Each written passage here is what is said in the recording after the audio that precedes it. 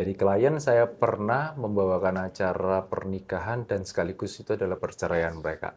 Pernah. Hari di mana mereka nikah, itu juga cerai. Pernah melihat bahwa awan tuh kayak tersibak gitu loh. Oke, Biasanya saya nggak hujan tuh percaya. ya? Iya, Oke. saya nggak percaya sih. Cuman mendadak kelihat gitu awan gelap tuh kelihatan nih. Mendadak menuju ke arah venue itu karena Ya. terutama di Bali itu yang paling sering karena outdoor laut gitu. Yes. Awannya bisa tersibak, mendekati gini benar dia tersibak gitu. Oke. Yang paling seru adalah pernah nge-MC pernikahan sejenis. Sejenis. Pernikahan sejenis di Indonesia? Di Indonesia.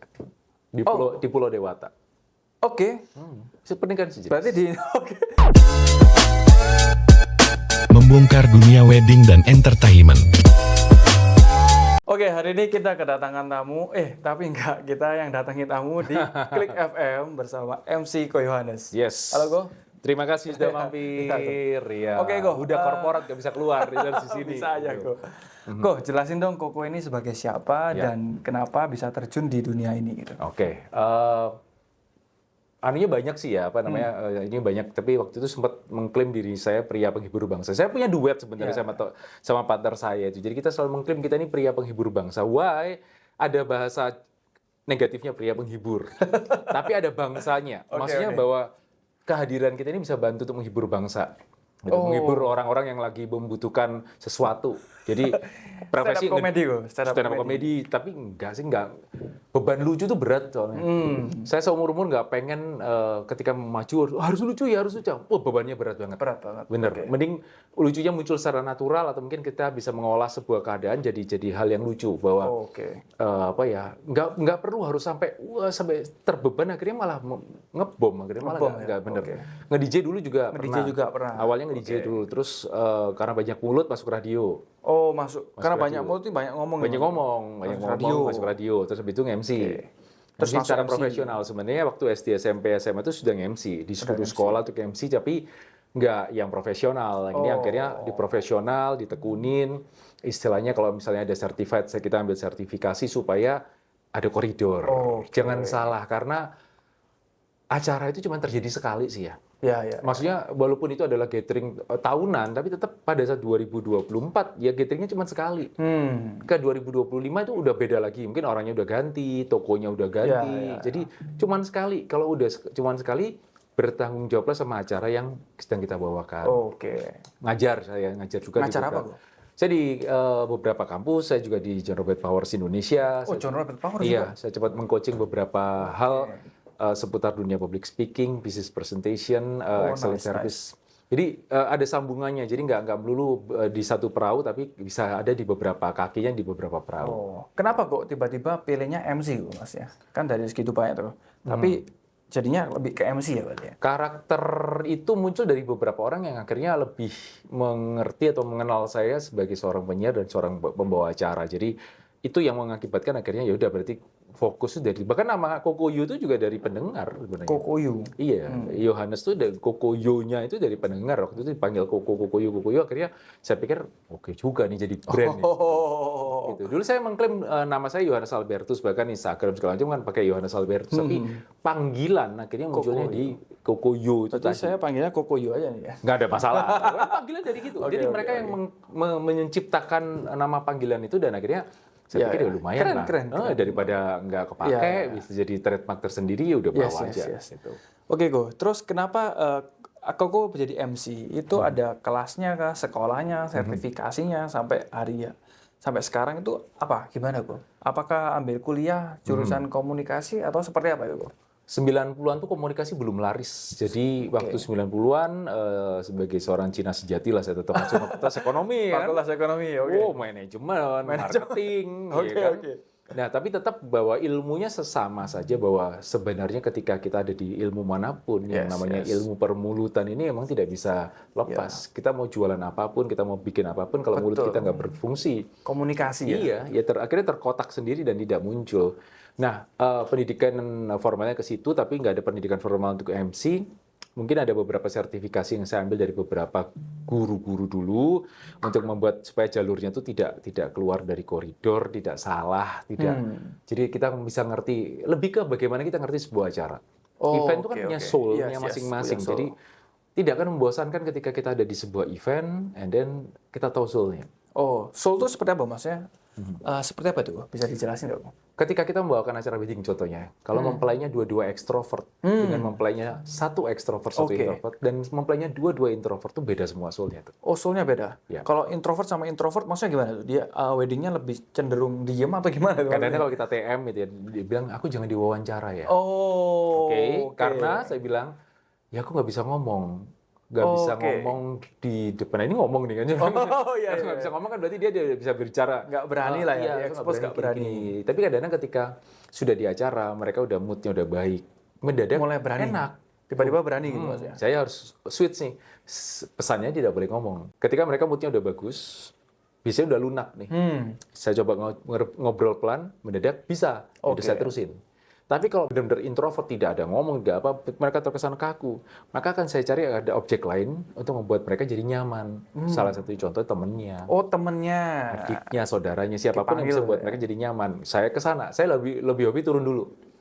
Ketika mereka udah mulai ngocol, udah mulai aneh, saya tarik bawa ke atas. Ketika mereka udah cair gini-gini, wah akhirnya seru. Gitu. Akhirnya gitu. Nah, prinsip lagi bahwa tokoh utamanya bukan saya. Saya cuma sekedar penyambung. Saya ini benang sama jarumnya nih. Ke audiens ya? Iya. Tokoh utamanya mempelainya. Dengan tokoh-tokoh pembantu adalah audiens dari yang di bawah, teman-teman segala macam. Ini yang akan membantu supaya acara ini jalan dengan baik. Oke, berarti bisa dibilang bahwa MC itu nggak boleh sembarangan pilih ya? Kita usahakan untuk tidak sembarangan pilih. Jangan cuma masalah harga. Karena event itu cuma sekali, itu aja. Berarti pesan buat Gen Z, milenial, atau yang ya gen milenial ke atas ya, yang mau merit, jangan nganggep bahwa merit itu nggak penting ya, karena acara sekali seumur hidup. Jadi pastiin MC-nya juga yang bagus gitu loh. Jangan cari yang murah, karena MC itu kunci acara ya. Dari kata Master of Ceremony. Jadi Kita master ya. murah itu gini, affordable lah. Kita bilang bahwa sesuai nggak dengan price range-nya mempelai. Oh, oke. Ya kan kalau misalnya aku budgetkan MC misalnya sekian juta rupiah misalnya. Ya udah konsen aja ke situ. Nggak usah coba ya siapa tahu ini ada yang jauh lebih murah separuhnya nih. Iya. Nggak usah karena memang kita udah plot, ya udah plot di situ, cari yang memang area paling terbaiknya di area itu. Terbaiknya di area itu. Karena ya? mereka pasti punya budgeting. Oh, Nggak mungkin kira-kira oke. berapa ya, kadang-kadang ada orang ngomong gitu ya, kira-kira berapa? Udahlah, aku tahu bahwa kalian udah punya budgeting, range budgetnya di bawah. Kalau misalnya memang ternyata di bawah saya, maka saya mungkin akan menolak.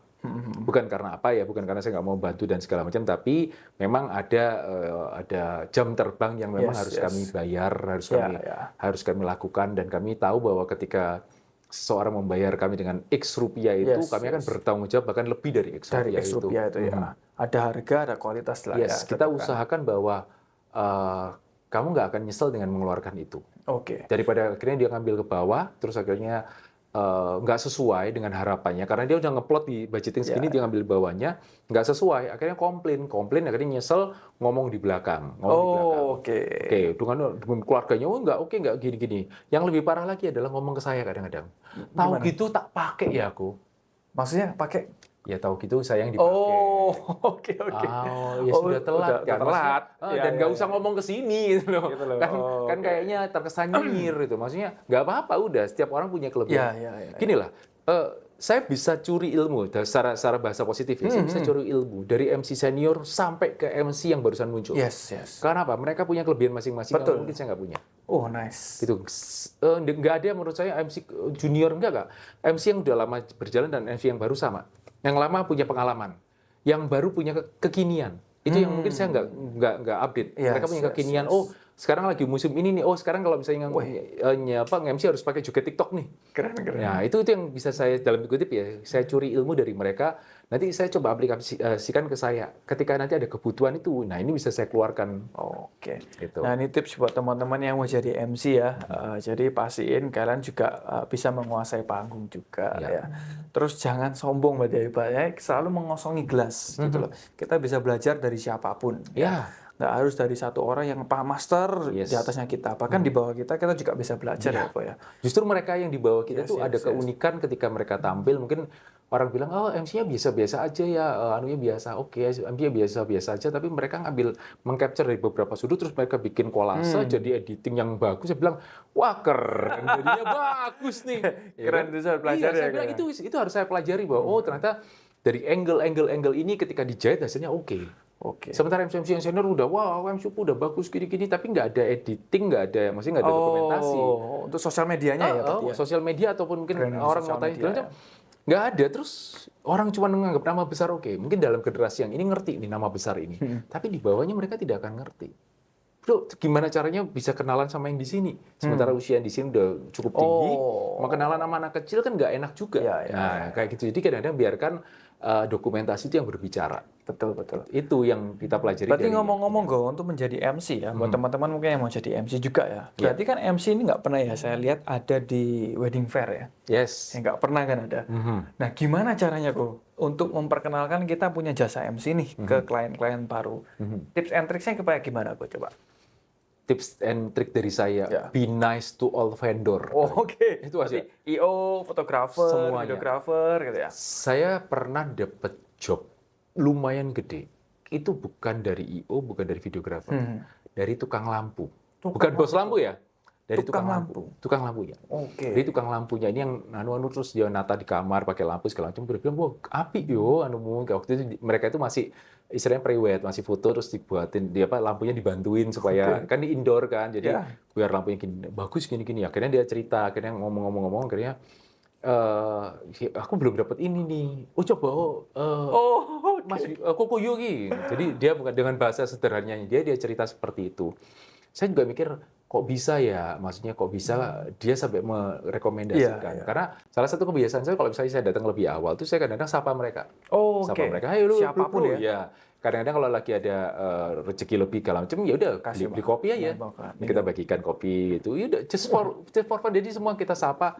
Kita nggak pernah tahu kapan ketika kita nabur, kapan tua ya kan. Oke, keren. Tukang lampu loh. Yang bayarannya adalah paling cuma puluhan bahkan sampai ratusan ribu doang. Bisa merekomendasikan dan diiyain. Iya, pembelajaran yang luar biasa ini. Cara paling gampang. Semua adalah networking. Kan kita nggak bisa bilang bahwa pilih yang kelas atas dan segala macam. Loh, selama mereka adalah manusia dan mereka punya teman, mereka akan jadi networking yang bagus buat jadi kita. siapapun ya. Ya, saya juga menerapkan itu sih, karena dulu juga saya kan juga bukan orang yang punya ya. Jadi kayak pernah direndahin orang itu nggak enak. Ya, jadi kayak ya mungkin dengan siapapun saya pun juga akan merasa seperti itu. Ternyata Kokoyo ini salah satu orang yang luar biasa juga ya. Iya, karena tidak satu sisi siapapun kita ya. dulu sama berarti. Cara keuangan juga masih agak morat-marit kan gitu loh. Dan dari situ kita tahu bagaimana kita memanusiakan manusia. Nah, cuma itu aja. Berarti memanusiakan manusia ya poinnya. Jadi menjadi MC itu banyak networking yang kita nggak ketahui ya. Kayak banyak sekali kayak contoh di Kokoyo banyak banget dari kenalan yang bahkan bukan dari bos lampu gitu loh. Jadi tukang lampu itu bisa nawarin jasanya Kokoyo gitu. Saking baiknya, saking tidak memandang siapapun ya berarti kan ya. Karena sekali lagi bahwa kadang berkat itu bisa muncul dari manapun. Betul sekali. Tukang lampu pernah, tukang efek pernah. Tukang efek dulu pernah. Kalau tukang lampu, tukang efek cuma naruh smoke, naruh apa. Padahal cerita yang ini. Oh iya, iya. Akhirnya diiyain. Nah saya bilang, loh kok bisa ya? Tapi ya namanya itu juga, yang terjadi ya. Gitu. Berarti buat kalian yang mau jadi MC ya nggak ada salahnya ya. Kalian juga harus connect sama siapapun ya. Jangan ngerasa, wih aku cuma mau kenalan sama bos-bos gitu loh. Enggak. Padahal yang membantu kita ya mungkin bukan dari bos juga gitu loh. Berarti selain itu apa gue bangun sosial media juga nggak? Bangun sosial media, tapi sosial media saya itu memang saya gunakan untuk bersenang-senang. Jadi saya bukan orang yang tiap detik story sampai kadang-kadang story itu kalau dilihat dari ininya kayak kutil banyak enggak. Cuman memang tujuan saya bersosial media itu dari dulu untuk bersenang-senang. Jadi kadang-kadang saya bikin kata-kata Jogjayus hari ini itu sering pernah saya lakukan tiap hari atau singkatan-singkatan yang aneh-aneh saya lakukan tiap hari. Just for fun gitu. Saya nggak terlalu suka mengekspos diri saya karena saya bukan apa-apa, tapi karena hobi nulis, maka kadang-kadang saya tulisan saya kasih gambar-gambar, saya upload. Cuman gitu aja. Kadang-kadang bikin topik padahal waktu itu saya sempat ada vakum siaran cukup lama, kangen. Jadi itu di Facebook sih waktu saya angkat gitu topik gitu. Kira-kira kalau hari ini cuma punya duit 50.000 enaknya dibuat apa ya? Nah, ternyata pendengar-pendengar lama saya itu muncul ngasih. Jadinya seru. Dan kebiasaan saya ketika ada orang mengkomen, memberikan apapun atau mungkin kayak saya ulang tahun misalnya diselamatkan oleh orang yang kenal dengan saya usahakan 100% saya balas. Semua. Wow. Jadi walaupun mungkin kadang-kadang template lah, terima kasih ya gini-gini, karena banyak, jadi kan nggak bisa ngetik satu-satu, tapi paling nggak semuanya pasti akan saya balas. Keren. Itu prinsip untuk memberikan ucapan, ya sudah saya balas. Termasuk ketika mereka ngasih komen, ngasih hal-hal lucu, ya udah masukin aja, kasih ketawa dan terima kasih ya udah menghibur segala macam. Oke. Nah, Kok. Berarti selama ini Koko udah jadi MC ya? Berarti sudah berapa tahun kok berarti? Untuk menggeluti di dunia MC berarti? Duit MC pertama itu tahun 97, saya. 97. Saya MC anak kelas 4 SD. Saya masih ingat banget. 4 SD dan bayaran pertama saya itu 25.000 dan itu menyenangkan sekali. Di anak SD dia? Kelas Ulang 4 tahun? SD. Ulang tahun kelas 4 SD. Bayaran saya itu 25.000 dan itu senangnya minta ampun. Tahun berapa berarti? Berapa tahun tuh? 97 berarti Sudah sekitar 27 tahun. 27 tahun yang lalu. 27 tahun dan menggeluti dunia MC. Itu berarti bukan angka yang kecil loh, Kok. Iya. Berarti banyak dong pengalaman di dunia MC, wedding, atau mungkin yang bisa dibocorin nih ke tim Gen Z ya, Gen milenial yang mau merit. Ada nggak kira-kira tips and trick yang mungkin nggak di seputaran MC atau di rangkaian acaranya lah gitu kok. Yang menurut Koko yang paling unik, hati-hati pilih venue atau hati-hati pilih vendor ABCDE. Pasti pernah dong ngalami yang vendor-vendor yang kurang profesional. Nah, itu gimana tuh kok? Dari klien saya pernah membawakan acara pernikahan dan sekaligus itu adalah perceraian mereka. Pernah. Hari di mana mereka nikah, itu juga cerai. Oke. Jadi mereka pemberkatan, selesai. Setelah pemberkatan, entah apa yang terjadi, antar besan itu mendadak emosinya terus tinggi. Oke. Jadi saya udah di sore kan, udah masuk acara. Mertua nih ya, Pak? Mertua. Dan saya heran kok sampai jam segini belum mulai ya. Ada apa ini gini. Akhirnya IO yang nyamperin saya, dia bilang bahwa acara tetap berjalan, tapi semua prosesi pernikahan itu dihilangkan. Jadi cuma jalan masuk, foto, terus turun, makan, dibiarin sampai habis, terus closing. Cerai. Oke, saya nggak tahu waktu itu kenapa. Ya sudah, saya jalankan. Baru endingnya saya nggak kepo dulu karena saya fokus untuk menjalankan acara. Jadi nggak usah pakai hahaha segala macam. Pokoknya selesai menu terakhir kita langsung closing. Oke. Mendadak waktu pulang saya tanya, loh kok aneh acaranya kenapa kok udah disusun gini? Iya, mereka berdua memutuskan bahwa mereka akan pisah setelah acara. Setelah acara. Berarti setelah pemberkatan itu. Setelah pemberkatan, setelah acara ini. Makanya saya bilang bahwa tanggal pernikahan mereka adalah tanggal perceraian mereka kan misalnya. Oke. Tuh. Ada juga yang H- beberapa jam itu mendadak groomnya itu maaf kata meninggal dunia. Meninggal dunia di hari H. H-3-4 jam. H-3-4 jam mau. Iya. Wow, itu chaos banget Dan acaranya. memang kacau. Kejadian itu benar-benar udah sangat di luar nalar. Tapi yang menarik adalah kedewasaan hati orang tua yang pria. Yang meninggal yang pria. Yang pria. Bilang bahwa jalan aja. Jadi hari itu single bride. Jalan sendiri dengan air mata bercucuran dan pesta itu jadi agak gimana, tapi dia bilang jalan aja. Itu sudah pemberkatan berarti? Belum. Berarti bisa dikatakan belum sah ya berarti ya? Tapi ya memang kejadiannya adalah kayak gitu, terus ya udah disuruh jalan, orang tuanya muncul dan orang tua yang laki dengan besar hati sekali, saya bilang luar biasa banget nih Om nih. Dia cerita bahwa kondisinya seperti ini, tapi kami sangat menghargai pernikahan ini dan si menantunya ditepuk-tepuk bilang bahwa dia tetap anak mantu saya. Oke. Saya bilang, wah keren. Tapi suasana itu adalah suasana sangat-sangat awkward.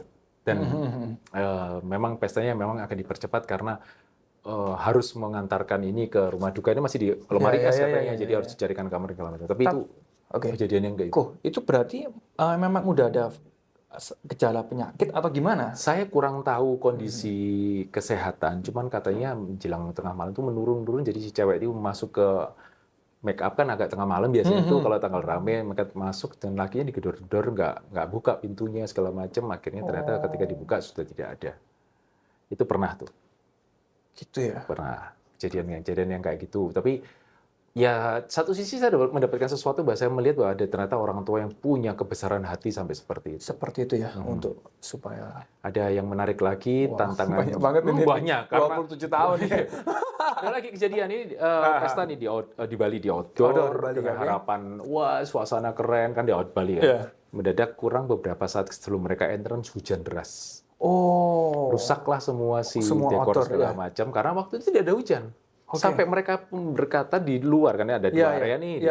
tidak ada apa-apa. Mendadak menjelang mereka grand entrance, hujan deras sekali. Hujan deras sekali. Terus bubar dong? Bubar. Akhirnya mereka masuk ke sebuah area yang tidak didekor, akhirnya pindahkan ke semana, kayak wedding cake kan masih bisa diangkat. Kalau dekor kan nggak bisa. Oke, setelah wedding cake diangkat, terus untungnya mereka nggak pakai multimedia, cuman sound system buru-buru cepat-cepat dipindahin, disetting. Yang menarik adalah mendadak saya dapat tugas dan tanggung jawab yang luar biasa mulia. Apa itu kok? Tolong dijelaskan karena bride-nya terpukul sekali. Iya pasti. Pada Hari H, groom, terutama sekali pada seumur hidup, bride ya kan? untuk apa istilahnya, ini kondisi yang force major segala macam. Dan dalam tempo 10-15 menit itu saya nulis gimana caranya saya bisa menemukan kata-kata yang tepat untuk membuat ini jadi netral, itu aja. Saya nggak bilang dia akan bergembira, pasti tidak akan gembira. Yes. Minimal netral aja deh. Netral itu dalam artian untuk perasaan si groom dan bride ya. Ya, pokoknya netral aja. Groomnya masih aman karena ya sudah, yang penting sudah nikah, udah diberkati. Tapi bride-nya yang sudah merencanakan dream wedding-nya Pasti. Nah itu drop-nya minta kelihatan. Pasti. Nah itu, menyusun kata-kata harus pakai apa. Bahkan untungnya mereka adalah bergereja, jadi saya carikan suatu ayat ilustrasi, analogi supaya ternyata God's plan sometimes is not God's plan. Oke. Nah, saya bilang gitu bahwa Yes.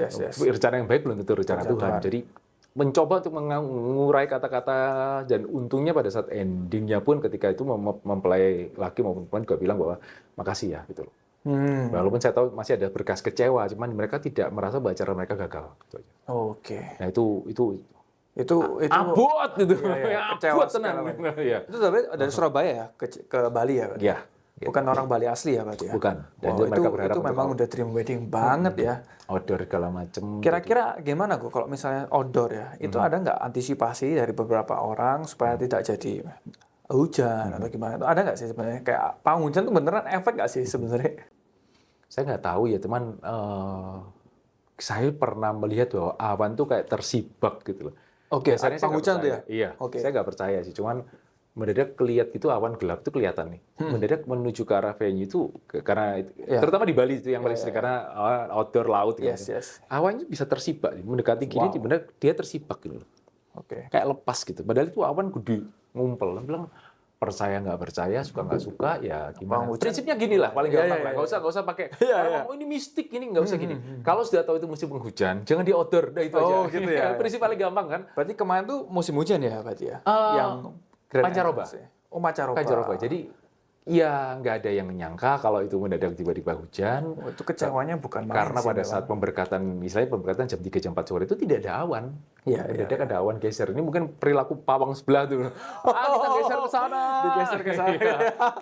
Oke, siapa tahu. Tapi kalau prinsip saya, kalau memang lagi musim hujan, walaupun sekarang musim lagi kacau, ya mending jangan gambling dengan outdoor. Kalau misalnya tidak mau menggunakan jasa mistik dan segala macam yang di luar nalar, ya sudah. Prinsipnya tahu diri bahwa ini hujan, musim hujan, ya jangan melakukan tindakan-tindakan yang mencoba untuk menentang alam. Oke, Go. Untuk venue sendiri, Go. Kira-kira ada nggak cerita unik, misal dari beberapa venue yang Go kan pasti hampir satu venue Surabaya pernah Go datengin dong? Pernah, yang Pasti masih kan? ada maupun semua masih venue sudah pernah Go datengin dong? Ya, ada kan? sempat venue yang jadi common enemy, soalnya musuh bersama tuh banyak. Karena satu venue common enemy dari semua vendor berarti ya? Iya, karena mereka tidak ramah vendor. Tidak ramah vendor. Waktu itu kejadian itu, padahal venue itu ramainya minta ampun, tapi mereka memang benar-benar tidak ramah vendor. Dan akhirnya jadi common enemy gitu loh. Mereka lupa bahwa nggak selalu bahwa yang deserve adalah mempelai, tapi ketika pekerja-pekerjanya mereka merasa tidak nyaman, mereka tidak akan maksimal. Karena balik lagi udah setengah hati kan kalau udah di situ. Nah, itu yang kayaknya perlu dihindari. Sekali lagi bahwa kita harus berteman dengan all vendor. Kita menganggap bahwa mereka adalah mitra kita. Jangan mempersusah, jangan mempersulit.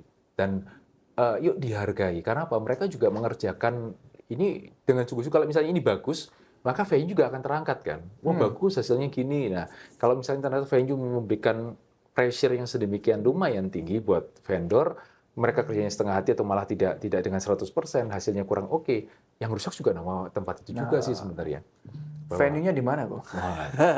Spill, Go. Masih ada sih gitu loh, cuman di Surabaya. Iya, di Surabaya, cuman masih ada.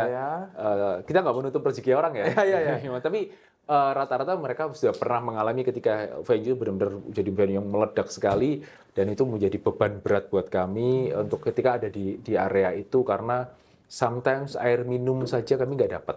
Oh. Kalau misalnya dia nggak ngambil milk brew di dia, air minum nggak dapat. Oke. Oh gitu. Aha. Oke. Terus kadang-kadang air minum pun juga kurang higienis, kurang bersih. Oke. Jadi kami nggak apa-apa sih, cuman sekedar air putih aja sebenarnya kan nggak terlalu beban biaya terlalu tinggi. Cuman ya itu balik lagi. Ya. Sementara ketika kita pesan di dia secara makanannya nggak enak. Oh, itu feedback dari customer beberapa juga. kali bau. Oh. Buat kita yang milk brew gitu loh. Oh, milk brew juga bau. Kan ada kayak apa sayurnya bau. Kalau udah bau mengkamiri semua yang ada di sekitarnya. Nah kita kan juga mau makan kok gimana nanti mendadak BAB berkelanjutan kan nggak enak juga. Jadi nah akhirnya orang dulu itu harus turun ke jalanan untuk cari, tapi akhirnya buang waktu. Ketika mereka break harusnya makan di situ dalam konteks 15-20 menit selesai, karena mereka harus turun cari di luar, antri, masuk lagi, akhirnya acara jadi molor. Oh, berarti ada satu venue di Surabaya, ibaratnya kesimpulannya adalah satu venue ini tidak ramah dengan vendor dan makanan untuk vendor itu tidak oke. Kalau saya bilang bahwa kalau untuk tamu, nah jarang jadi tamu sih di sana. Banyak kan jadi vendor sih. Ada nggak feedback dari tamu itu tersendiri kayak ini kok rasanya kurang ini gitu? Berarti nggak ada. Kalau tamu mungkin mereka ngomong bahwa rasanya standar aja ya, bahwa nggak yang sampai gimana gitu ya. Mereka diundang. Oh, berarti satu venue ini bisa dikatakan dia nggak ramah vendor sehingga tidak direkomendasikan oleh banyak vendor. Kasiannya di situ. Akhirnya ketika mereka sekarang rebranding dan segala macam, tetap bahwa yang sudah lama berkecimpung di dunia itu tidak akan memberikan rekomendasi ke situ. Sayang kan itu bahwa tempatnya bagus di tengah kota segala macam, tapi kalau misalnya tidak ada rekomendasi, akhirnya orang ini nanti gini-gini loh, pasti akan ada omongan seperti itu. Sayang gitu loh, maksudnya berbaiklah. Kita ini mitra, gitu. Kita ini bukan pesaing dan kompetitor. Semakin kita bisa merekomendasikan, bukan tambah rame. Itu aja sih gitu. Ya, berarti hati-hati juga teman-teman yang mau merit juga pilih venue itu hati-hati ya, jangan sembarangan. Kalau pilih venue zong ya jadinya seperti tadi ya. Jadi hati-hati, mending kalian banyak-banyak riset. Jadi banyak banget fakta-fakta di dunia wedding yang mungkin kalian nggak tahu ya, nggak paham. Jadi mending kalian mencari I.O. yang kredibel ya. Banyak dari vendor-vendor yang sudah berkecimpung seperti Koyoyo. Ini Kokoyo ini yang sudah berkecimpung 27 tahun di dunia MC. Itu sudah makannya tiap hari gitu ya. Di dunia wedding, venue semua pasti udah pernah dilibas ya kan. Ibaratnya udah master lah ya, sudah melewati 10.000 jam terbang. Menikmati proses. Benar 20 sekian tahun itu juga proses dan up and down-nya saya ngerasain, susah saya rasain, awal-awal nggak dipercaya itu ngerasain. Jadi kalau kita tahu ketika kita tidak dihargai itu nggak enak, akan lebih baik kalau kita mulai menghargai dari sejak awal, itu aja sih. Kira-kira ada venue lagi nggak yang misalnya dia bisa di-spill dikit lah untuk teman-teman supaya biar nggak song itu apalagi. So far sekarang tuh venue sudah mulai jadi partner yang baik buat vendor ya, bahwa tidak seperti dulu, tidak seatos dulu dalam bahasa Surabaya, nggak seatos dulu. Sekarang mereka udah sangat lunak, mereka sudah sangat bisa mengerjakan apapun dan bisa bermitra dengan apapun. Pokoknya prinsipnya adalah yuk kita kerja bareng. Ini adalah sebuah unity ya, united bahwa kita ini bersatu jadi satu untuk menjalankan sebuah dream eventnya orang, bahwa yang kita main ini nggak main-main loh, ini dream event yang sudah mereka planning ibaratnya bener. Kadang-kadang anak-anak kecil tuh kenapa kok suka pakai baju putihnya mamanya, kenapa? Mereka memikirkan weddingnya mereka padahal mereka masih SD. Mereka lihat video, mereka lihat film, mendadak wah menikah itu menyenangkan ya. Dream weddingnya itu udah di-set dari sekian belas tahun mereka hidup. Dan yuk jangan dikacaukan cuman gara-gara ego atau individualisme pribadi. Oknum-oknum. Yuk jadi satu aja udah dinikmati aja, yuk kerjakan, give them the best lah, memberikan mereka yang terbaik. Termasuk misalnya kita bilang, oke, kita garap pakainya, berikan yang terbaik buat mereka. Dream itu sekali, beneran sekali. Nggak akan diulang. Kecuali kalinya 2 atau kali 3. Kalau sekali seumur hidup, ya cari yang terbaik. Ya. Buat teman-teman, Gen Z, jangan sampai kalian, yang misalkan planning ya, kayak tadi contohnya, salah satu juga outdoor, itu bahaya banget. Kalian udah berekspektasi tinggi, hari hujan, padahal awalnya cuma nggak ada mendung sama sekali, ya itu pasti ngedrop banget itu. Prinsipnya Ya. kalau musim hujan udah jangan nantang Yes. alam gitu aja sih. Jangan nantang alam beneran. Iya, Karena, betul. kita nggak tahu karena udah dibilang musim hujan kan Ya. kadang-kadang aja banyak mulut netizen yang muncul Ya, di situ. Ya iya sih, gitu. Udah tahu orang lagi gelo, lagi sedih, digituin. Makanya tapi langkah lebih bijaksananya kalau memang tahu ini udah musim panas, kelihatan bahwa curah hujan udah mulai sangat menipis sekali, ya udah baru oke, kita coba outdoor. Gitu. Pernah nggak kok pernikahan beda agama? Pernah. Itu apakah ada sesuatu special request khusus untuk vendor atau apapun lah? Ada nggak yang pro tips and tricks supaya mereka yang mau nikah beda agama itu bisa jalan dengan baik dan rapi? Nah, kalau beda agama, kalau secara sistem atau secara birokrasi saya nggak bisa Ya. mencampuri karena itu urusan pemerintahan. Untuk weddingnya. Tapi yang berat buat kami sebagai pembawa acara adalah kadang-kadang kita disuruh berdoa secara Pancasila. Oke, gimana itu? Berdoa secara Pancasila. Iya kan? Karena ini A, kepercayaannya A, kepercayaan B, maka saya akan berdoa secara teoritis. Jadi, Oke. baiklah, mari kita berdoa semoga kedua mempelai tanpa menyebutkan embel-embel agama-agama tertentu. Jadi benar-benar dibuat netral, dibuat Pancasila, dibuat mengakui 6 agama itu segala macam. Jadi benar-benar harus itu. Tapi kalau soal tips dan triknya memang berat ya karena ada birokrasi dari pemerintahan yang harus mereka penuhi dan kita nggak bisa ngelawan. Jadi mereka harus melunak salah satunya untuk ngikut ke salah satu. Walaupun nanti ketika mereka nikah mereka berjalan sendiri-sendiri, tapi biasanya mereka akan melunak salah satunya untuk ngikutin istilahnya diberkati satu titik. Nanti ada misalnya sorenya diberkati lagi dengan yang versi ini. Berarti ada dua Ada 2 kali pemberkatan. pemberkatan yang pernah sering saya lihat kayak gitu. Cuman yang official adalah salah satunya harus ngikut ke ini. Salah satu harus ikut Yang tanda tangan resmi. Yang tanda tangan ini resmi, nanti lebih ke pemberkatan dan istilahnya ya kayak peneguhan. Ada cerita unik nggak kok? Kayak ada pertengkaran atau mungkin ada crash di hari H. Itu ada nggak? Nggak ada ya? Enggak, kalau kayak gitu kalau cuma masalah agamanya enggak Aman ada ya? sih. Ya yang paling seru adalah pernah nge-MC pernikahan sejenis itu. Sejenis. Pernikahan sejenis di Indonesia. Di Indonesia. Di Pulau Dewata. Oke. Pernikahan sejenis. Berarti di oke. Dan mereka romantis loh. Oke. Itu orang Indonesia atau bukan? Satunya orang asing. Oke. Itu Satunya sah. Boleh. Nah, saya nggak tahu kalau masalah sama saya nggak tahu Nggak ya. tahu ya, Cuman saya disuruh bawain, saya juga nggak ngerti. Begitu lihat, wow. Dan teman-temannya yang itu datang semua tuh. Oke. Nah, teman-temannya datang dan ketika mereka jalan di aisle, terus mereka grand entrance, romantis loh mereka. Oke. Saya bilang, wow, kalah nih kadang-kadang cowok-cowok Ya, yang kan penuh dengan drama. Kadang-kadang kalau cowoknya kaku juga. Ini mereka berdua tuh begitu asik lah kalau saya bilang. Teman-temannya juga memberikan dan menarik gitu. Berarti banyak orang asing dari mana ya? Tahu nggak ya? Kurang tahu saya. Kayaknya kawasan Asia juga. Kawan Asia juga ya. Cuman saya kurang begitu, cuman saya harus membawa dalam bahasa Inggris itu dan saya bilang berakhir bagus sekali. Berakhir bagus. Cuman kalau soal apakah hukum berlengan, saya nggak berani ngomong gitu. Tapi ya itu terjadi lah, bisa dibayar kok. Oke. Saya nggak lihat, udah surat kelurahan belum nih, enggak. Tapi mereka fun, mereka asik, mereka membawa pestanya itu beda banget dan teman-temannya itu support sekali ke mereka.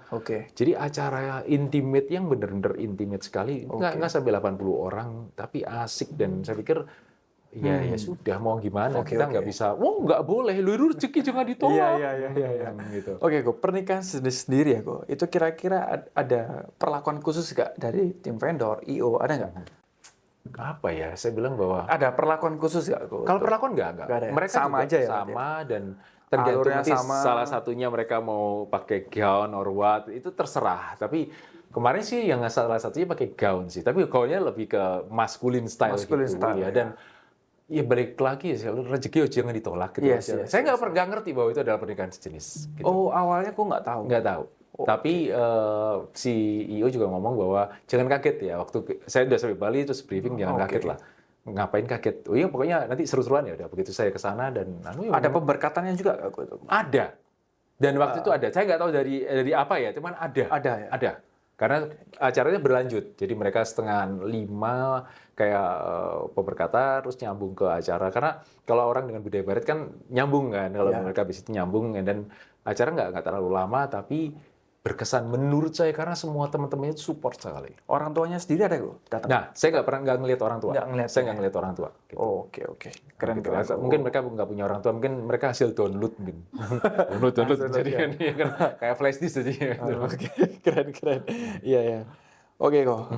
Oke, lanjut kok ke topik terakhir kok. Siap. Kira-kira masa depan dunia MC ini kira-kira ada perubahan? Apakah ada perubahan kayak struktur dari cara ngomongnya atau nanti ke arah Gen Z sampai milenial nih apakah tetap sama gitu loh? Apakah ada hubungannya sama AI juga nggak ya MC itu kira-kira?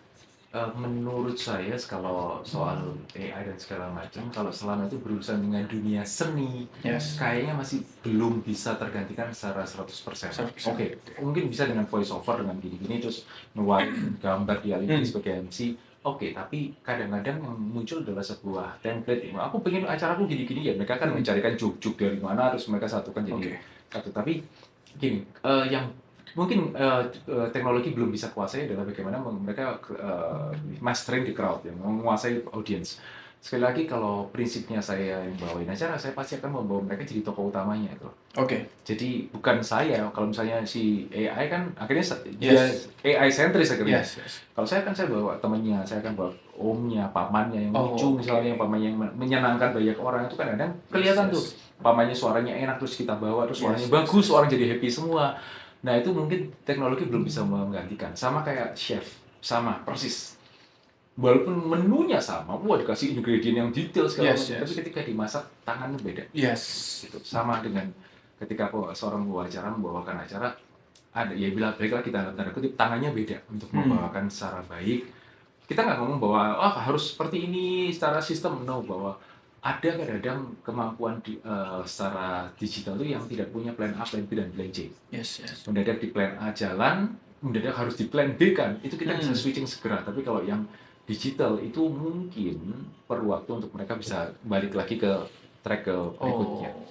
Pokoknya selama itu mas berurusan dengan dunia seni, dunia rasa, masih mungkin belum tergantikan. Mungkin AI itu bukan menggantikan ya, kayak membantu. Yes. Atau membantu untuk menjadi lebih unik gitu kan. Iya. Tapi manusia tetap belum tergantikan. Iya. Terus untuk acaranya sendiri kira-kira di dunia MC apakah tetap sama struktur plannya kayak misalnya pembukaan, penutup, terus isi kayak itu, apakah ada sesuatu yang mungkin ada perubahan karena adanya teknologi gitu? Kalau perubahan kayaknya nggak ada. Ini jadi sebuah liturgi ya saya bilang, liturgi yang dari zaman tahun dulu sampai sekarang masih paling cuma tempatnya aja diubah, tapi secara esensi yang namanya wedding ceremony ya sebisa mungkin seperti itu. Selama budaya dan orang-orang yang dituakan itu kadang masih punggung-punggungan, siram beras kuning, selama mereka masih ada, mereka akan tetap melakukan hal itu. Karena apa? Tujuannya baik kok, sesuatu yang ngapain harus dihilangkan. Jadi kalau memang tujuannya baik, filosofinya baik, artinya baik, ngapain harus kita kurang-kurangin? Udah jalan aja, baik gitu. Nice kok. Mungkin itu aja kok. Mungkin terakhir kok penutup kesimpulan nih kok buat tim Gen Z ya supaya nggak kesong dalam milih MC ke depan ya kan. Terus juga supaya mereka juga meritnya proper ya, dari beberapa pengalamannya kok tadi kan banyak banget nih. Kesimpulan penutup supaya mereka merit itu nggak sampai salah pilih venue, nggak salah pilih IO, nggak salah pilih apapun lah. Mungkin ada juga rangkaian acara yang mungkin Koko bisa tambahkan ke mereka supaya mereka nanti venue-nya kayak rangkaian acaranya mau ditambahkan nggak, ada nggak Kok, supaya lebih asik gitu loh. Acara ini harus ada ini ya. Pesan sih mungkin sesuaikan acara dengan personality dari yang bersangkutan. Misalnya kita mau mempelai berarti personality dari yang mempelainya. Kadang ada orang yang memang tidak terlalu suka terekspos. Jadi jangan bikin acara yang terlalu sering memunculkan kedua mempelai. Jadi kalau misalnya mereka masuk, mereka bisa langsung wedding kiss. Setelah itu nanti mereka ini selesai. Jadi mereka nggak akan naik turun lagi. Paling cuma buat foto.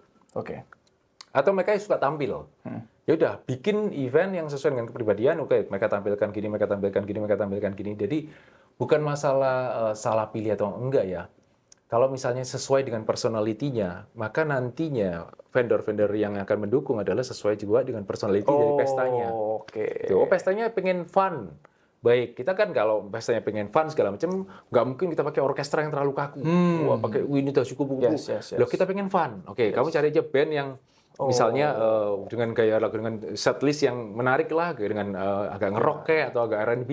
Itu kan membuat jadi menarik. Karena personality pesta beda-beda.